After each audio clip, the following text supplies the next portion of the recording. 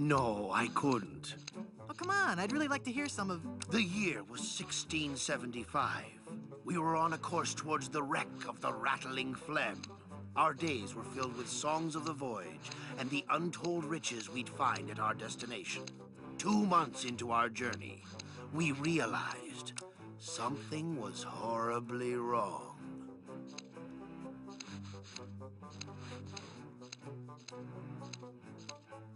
Had your ship been placed under some kind of pirate curse?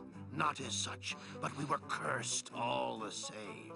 We were all stricken with a melody, a diabolical song that I shall never forget. La la la la la la la, la la la la la la la la. Hey, that's kind of catchy. Aye, all too catchy for a crew of 50 men confined to a ship hundreds of miles from port. No one could think of anything else, and many threw themselves into the sea rather than hear any more of the incessant humming.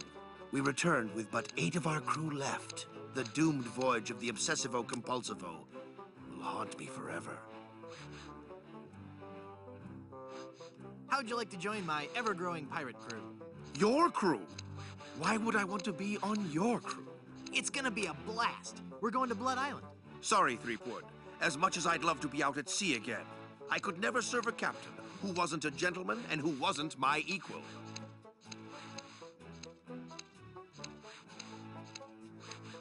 Gentlemen, that's me all over. Then prove it. If you can defeat me in a gentleman's duel, I'll join your crew. All right, let's get to dueling. No, no, no. There are rules. If you want to duel with me, you have to give me sufficient insults. Okay. Hey, that's a nice shirt. How long have you been colorblind? Oh, please. Nice cologne you're wearing. Did you actually roll around in dung or just dab a little behind each ear? That's not the type of insult I had in mind. Did I mention you're a big old bedwetting duty head? No, but I'm still not impressed. How appropriate. You fight like a cow. That's an old one. Come back when you have some fresher material, eh? I don't want to insult you. Why can't we just get along? Whoa, look at the time. Gotta scoot. Ahoy there! I'm Guybrush Threepwood, mighty pirate.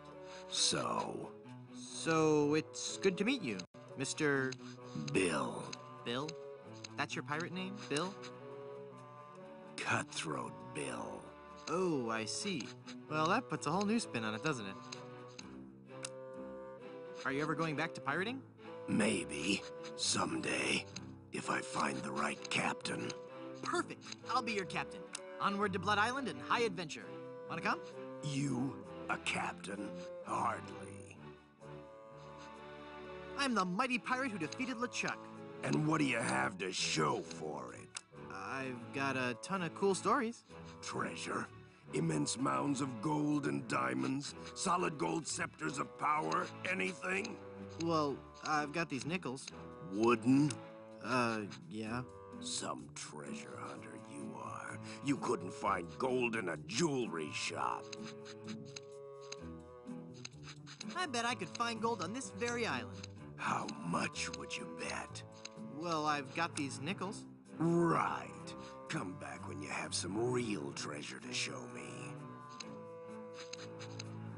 How'd you break into the hairstyling industry? I saw an ad to join a barbershop quartet. Got a problem with that? No, that must be very rewarding work. What's that supposed to mean? Mean? Well, just that, you know, cutting hair and singing must be just a lot of fun. It's like a party every day. Some days I just don't know how to contain my joy. I get giddy, and the laughter bubbles out of me like a sparkling fountain of mirth and gaiety. Okay, new topic. Do you really enjoy being a barber? It's a steady income. Do you really enjoy being a barber? It's a steady income. Pirate stories. Got any? Okay, here's a story. I started out as a crewman on the raging Tightwad, sailing out of Puerto Pollo. The captain was a master treasure hunter, a diviner from some ancient secret society. He had some weird fifth sense when it came to finding objects of value. Don't you mean sixth sense? No.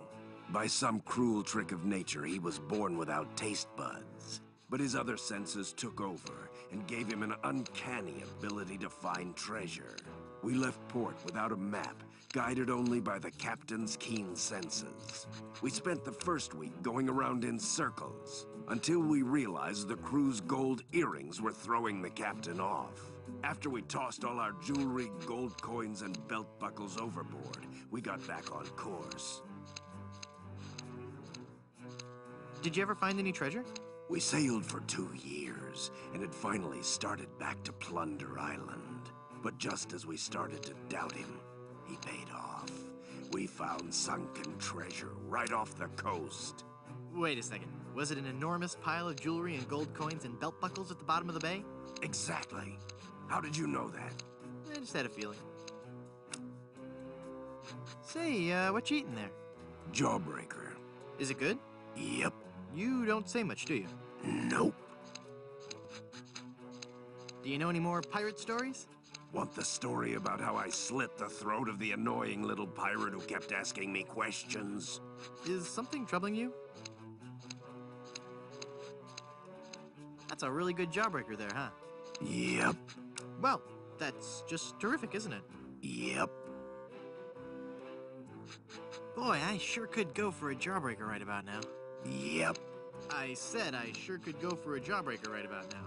I hope you find one. You gonna finish that jawbreaker? Sure am. Okay, just checking. Nothing I love more than a good jawbreaker. Me too.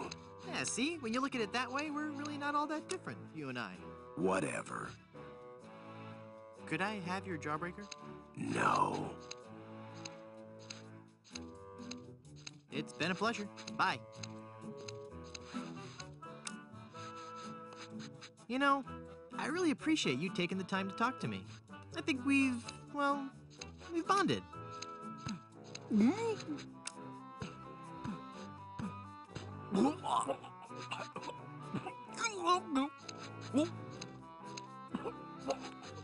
It's a choking pirate.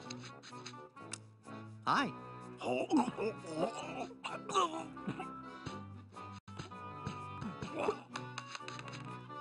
How did you do that? Oh, it was nothing really. Just sudden pressure applied below the sternum to expel a foreign object from the windpipe. That's amazing. I owe you my life. From now on. Yes? From now on, that will be known as the Threepwood Maneuver. Nah.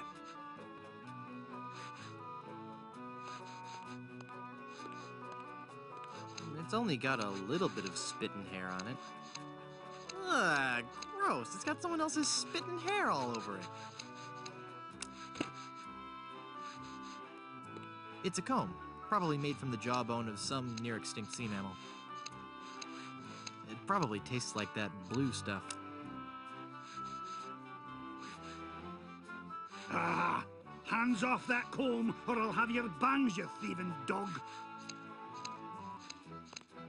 It's a bunch of combs floating in that blue stuff. I'm tempted, but I'd better not. Hands off those combs. Those are ours.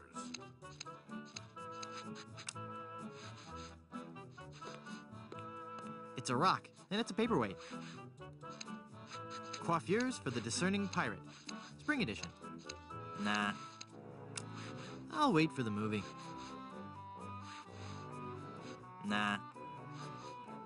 Don't touch that, you foul creature, or this ape may ruin my haircut. He looks like a true professional. Ahoy there! I'm Guybrush Threepwood, and I'm a mighty Quiet. Huh? Don't distract him while he's working on me. Aye, laddie, you'll have to wait your turn. It's the pirate way. He seems irritable. I'd like to punch him one, but that'd be rude. Ahoy there! I'm Guybrush Threepwood. I see. And I don't care. I'm a mighty pirate. Ha! What do you mean, ha? I meant just what I said. Ah, if you're a mighty pirate, then I'm bold. I'm mighty enough to defeat LeChuck twice. LeChuck? Ha! Even if he's dead, there's just no excuse for that hair. So you're a ship captain, huh? Not just any ship captain. Don't tell me you've never heard of Captain Rene Rottingham. I've never heard of Captain Roddy. I'm only the most cunning and well-groomed captain ever to sail the Caribbean. Well, how'd you like to join my crew? Me serve on your crew? Please don't make me break into hysterical laughter while this buffoon is working on my hair. Why don't you want to join my crew? I serve under no man. Oh, boy. Now, just 1 second. If there's any treasure to be found, I'm going to be the man to find it. And I'll look absolutely stunning while I'm doing it. Well, I didn't want you on my crew anyway. That's your loss. And boy, lose the ponytail. It's so last year. Did you know you're starting to go gray? I most certainly am not. Don't get me wrong. Gray hair suits you. It doesn't... I mean, of course it would. But I don't have to worry about that for several years. If I were you, I'd worry more about those split ends. Split ends? I'll have you know I've killed men for comments less slanderous than that.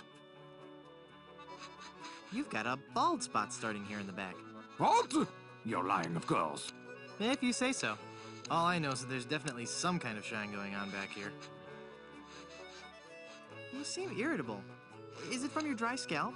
My scalp is lovingly massaged with the finest creams and oils in the world, twice daily.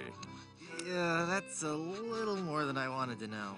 Your petty jabs and insults mean nothing to me.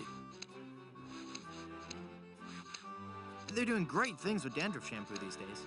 I suggest you leave, boy, before you force me to defend my honor. Fire! Run for your life! I'm sure the authorities probably have the situation under control. But just in case, Barber, more moisturizer. Rabid dogs are on the loose! Get out, now! I don't hear anything. There are no rabid dogs on the loose. That's just what they want you to think. There's an axe-wielding maniac at the door! Flee! Perhaps you should offer yourself as a sacrifice so the rest of us may be saved. The calls are coming from within the barber shop. You must get out immediately. I have no idea what you're talking about. Leave us alone. Storms are coming. Better get a move on. Could be a twister. Then I'm most definitely staying inside. The humidity does horrible things to my hair. Captain Rottingham, you're being paged. Take a message. You know, sitting down for too long can be unhealthy. It's a serious risk to your cardiovascular system. I think a nice jog could be just what you need right about now. Up and at 'em. Go away. You seem busy. I'll come back later. Wow, I bet those could cut through anything. There's a plaque on this portrait. It says, Jack Rackham. Always a dapper crook. Jack wore the layered look. In loving memory. Crackers. 1684 to 1685. Another satisfied customer. Captain Charles Vane. The captain stood 7 feet high in his boots, but you'd never have guessed that we dyed his roots. Captain Richard Squawkins. There never was a more despicable knave, but we gave him an impeccable body wave.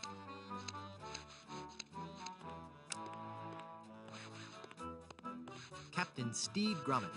He fought and he struggled, he kicked and he brawled, but when he left our shop, we made sure he was bald. Thomas Lude.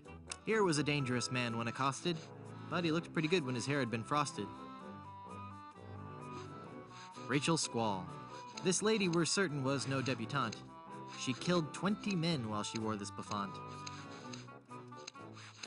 Edward Screech. When it came to rum, Edward screamed.